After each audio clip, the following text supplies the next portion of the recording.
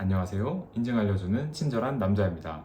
오늘은 ISO 경영 시스템을 운영하는 회사라면 최소 2명 이상 들으면 좋은 교육에 대해서 말씀드릴까 하는데요. 이것은 바로 ISO 내부 심사자 교육입니다. 그렇다면 저는 왜 회사별 최소 2명 이상 본 교육을 들으라고 권하는 것일까요? 첫 번째, ISO 9001, 14001, 45001에서는 이제 경영 시스템 인증을 위해서 적격한 인원에 의해 경영 시스템이 운영되어야 한다고 나와 있는데요. 그중 하나가 바로 내부 심사자입니다. 이전 강의에서 말씀드렸듯이 특별한 사유가 없다면 내부 심사는 1년마다 진행되는 것을 제가 권해드렸는데요. 내부 심사는 누가 실시하는 거죠? 바로 내부 심사자가 실시하는 것이죠. 그렇다면 내부 심사자는 어떻게 정해지는 것일까요? ISO 9001 기준으로 예를 들어 볼게요. 규격에서는 적절한 학력, 교육훈련 또는 경험에 근거하여 역량이 있음을 보장하여야 하는데요. 적용 가능한 경우 필요한 역량을 얻기 위해 조치를 취하고 취해진 조치의 효과성을 평가해야 합니다. 또한 역량의 증거로 문서화된 정보를 보유하는 것을 요구하고 있습니다. 그렇다면 품질 경영 시스템 내부 심사자는 최소한 어떤 기준이 필요할까요? 첫 번째, 품질 경영 시스템에 대해서 잘 알고 있어야 합니다. ISO 9001을 모르는 사람이 ISO 9001 요구사항에 대한 평가를 진행할 수는 없겠죠. 그리고 두 번째, 심사 진행에 대한 지식이 있어야 합니다. 내부 심사 역시 일자 심사로 심사의 한 종류라고 볼 수 있는데요. 그렇다면 심사에 대한 지식은 어떻게 객관적으로 확보할 수 있을까요?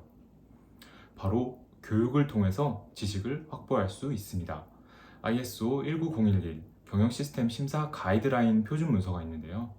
보통 인증기관에서 ISO 예를 들어서 9001 내부 심사자 강의가 열리면 해당 강의는 ISO 9001 규격 요구사항 해석 및 19011 가이드라인 중 내부 심사에 관한 내용을 다루게 되는데요. 따라서 내부 심사자 강의를 들으면 ISO 9001 및 심사 진행에 대한 지식을 모두 얻게 되며 문서화된 증거로 교육 수료증을 얻을 수 있습니다.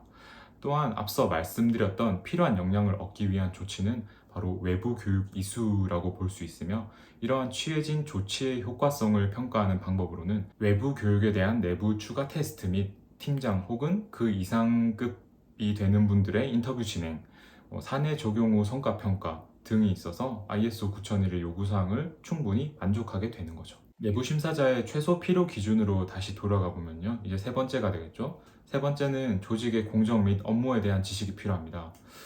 ISO 9001을 잘 알고 있으며 심사 진행에도 지식이 풍부한 사람 A가 있다고 가정을 해볼게요.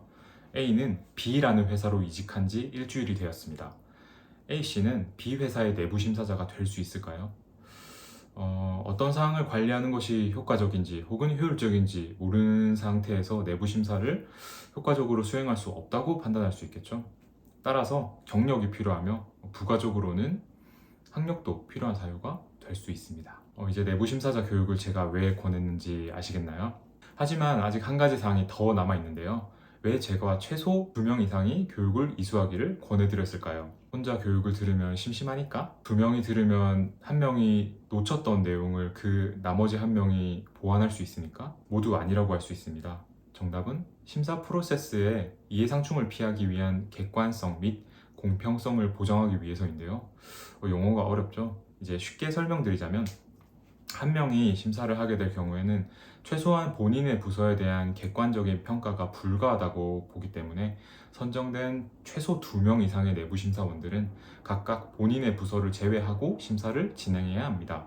따라서 정리해드리자면 ISO 경영 시스템을 운영하는 데 있어서 내부 심사자는 반드시 선정되어야 하며 이 내부 심사자는 적격한 기준을 충족한 인원이어야 합니다. 그 적격한 기준 중 하나가 바로 시스템 및 심사 기법에 대한 이해도인데 이를 입증하는 가장 효과적인 방법은 외부 교육 이수입니다. 오늘은 정말 필수적인 내용에 대해서 말씀드렸는데요. 본 강의가 경영 시스템 수립 및 유지 업무에 도움이 되셨으면 합니다.